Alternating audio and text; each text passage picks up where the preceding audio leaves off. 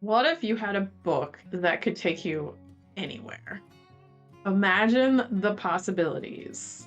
So today we're going to talk about The Book of Doors by Gareth Brown. The premise of this is there is a book of doors. If you have it with you, you can open a door to anywhere. As long as you can visualize the door and then you walk through it and there you are, whether it's to Italy or to California or Canada, wherever you want to go. And that's just scratching the surface. So the story follows the main character, Cassie, and she works in this bookstore. And there's this older gentleman who comes in quite often, Mr. Weber, and they always chit-chat. And one night he comes in, starting to snow outside, it's getting towards closing time, and he always just kind of sits there till she closes up and whatnot. And it's probably nice to have the company and all that. So they chat for a little bit, and unfortunately on this night, he passes away.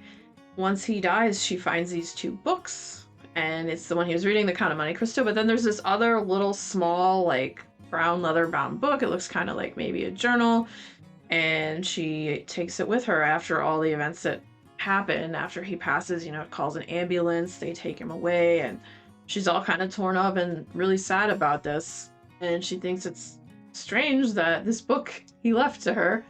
So she goes home, and she tells her roommate Izzy what had happened and shows her the book that she had gotten, this strange book that has like what looks almost like not even real language or maybe some undecipherable language in it and weird drawings of that sort and whatever's going on. And she starts talking about a time in her life when she had visited somewhere in Europe, describing it and all of that stuff, and she gets up to go, and I can't remember if she was going to use the bathroom or what the heck she was doing.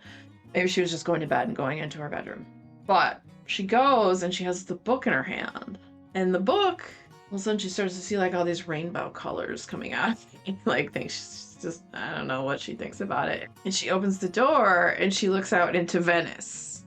She's like, am I seeing what I think I'm seeing right now? And so she yells for her roommate. She's like, hey, come here. And her roommate sees it too. She's like, okay, it's not just me. I'm not crazy. What the heck?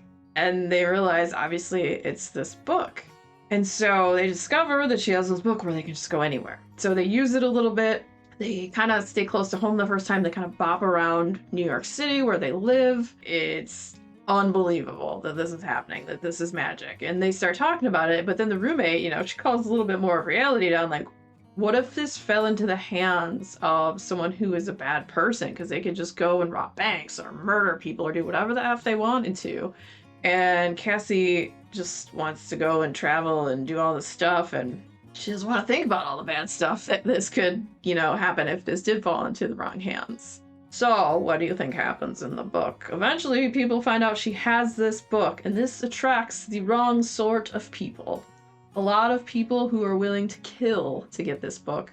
And she meets a man, and his name is Drummond Fox. And he's one of the good guys. His family for years and years has had this library where they keep these books. And yes, the Book of Doors is only one of many books. Drummond Fox, his family has watched over several of them throughout the years.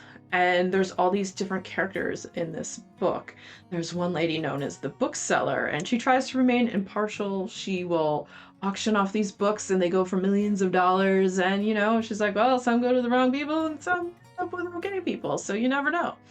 Which still really sucks that she could, auction it off to like a mafia person or someone who's going to use it for bad. So, there's like the Book of Pain and the Book of Control and the Book of Joy and the Book of Healing, the Book of Safety. There's all these different ones and people want them. And there's this one woman who is pure evil incarnate and will do anything to get the Book of Doors and all the other books. She wants them all for herself, and she's just going to murder everyone who's in her way. It's a matter of either run from her or finally, face her and fight her. And so Drummond Fox has been running from her after she killed all of his friends back in the day, and she took all their books. He finds Cassie and her roommate, and he talks to them, and he tells them what he knows, and he's like, I know what you have, and this, that, and the other, and he's trying to get her to trust him. He can't even get to his library because he put it in the shadows. He has a Book of Shadows when he put it in the shadows, he couldn't even get back to his own library, but he did this to save all those other books from this lady that's been trying to like find him over the years, because he would be a major prize if she were to kill him and take the library. And so it's this crazy story. There's so much emotion in it too. It's just about what the Book of Doors can do. The Book of Doors can also travel through time. So not only can you go wherever you want, you can go to a time that you want. So that's a thing too. So you may be able to go back and visit people who had passed away and whatnot, leading to a lot of emotional stuff. I think I cried in this book, like in the beginning, in the middle, 3/4 of the way through, and then again at the end, because it's very emotional, but it's so good. I loved this book. I love the writing. It was a little slow moving at first because it did take me a bit to get into it. So if you do read this book and you start out and you're like, this is kind of boring, it takes a little bit to get into it. I couldn't say how many pages it was, but I know at least when I was halfway through, I couldn't put it down. And it ended up being such a good book. And the way it ended was really great. And just how stuff went down. And let me tell you, that evil lady is effing evil. It's effed up. It's fantasy. It's got some horrific elements to it. I liked the characters. I liked the time travel aspects of the book. I liked the different abilities that the books gave you and what they did and what people could do with them. Like even books that you would think, like the Book of Pain, would be used for all bad purposes. You could also use it for good as well. Now I won't explain how you could use that for good, but if you read the book, you'll find out and then you'll know. I really think this could possibly be in my top 3 non-horror reads of the year. Not gonna say #1, but I'm not gonna rule out #1 either. We'll see. It was really good. I loved it quite a bit. So, Book of Doors, Gareth Brown. If you like fantasy, if you like magic, if you like time travel, it's a great story. The characters are weird and quirky, and some are super evil and horrible.